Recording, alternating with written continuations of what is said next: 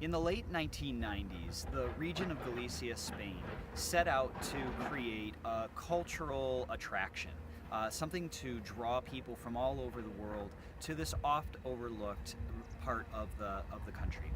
They chose Peter Eisenberg's architectural designs for the City of Culture. One thing that's really interesting about this place is that no two windows are exactly the same. It's a very cool complex up here in the Galician hills overlooking the great city of Santiago. It's also been something of a boondoggle.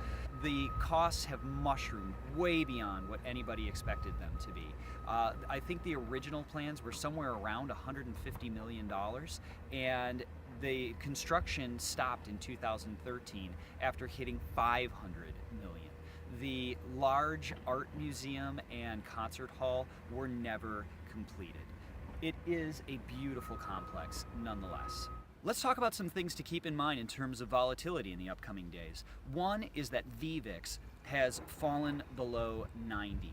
We haven't seen VVIX spend too much time below 90 this year, and it did hit its low of around 76 in late July, while Spot VIX was making its all-time lows at the time. The current Spot VIX and VVIX pairing would seem to indicate a relatively high degree of confidence among traders of both SPX instruments and VIX futures in a high level of stability over, say, the next 30 days.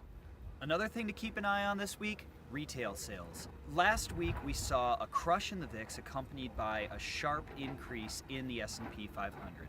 Our belief is that a lot of this was attributed to markets anticipating a strong holiday season this year and also leaning into what has traditionally been great seasonal factors for equities. On Monday, Adobe Analytics reported that online sales figures for the weekend were wonderful. So the season seems to be off to a great start. We'll be getting some brick and mortar figures in the days ahead.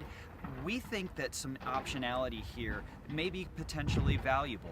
If the sales figures end up being a lot better than people anticipate, watch out. You could see a major rally going into the end of the year. On the other hand, if we see disappointment in the retail sales figure, then the big lift that we've gotten over the last couple days may quickly be snatched back. Finally, late October through most of November was punctuated by high levels of realized intraday volatility that virtually always resolved itself and in turn led to very low levels of interday volatility. Now, last week we saw that change.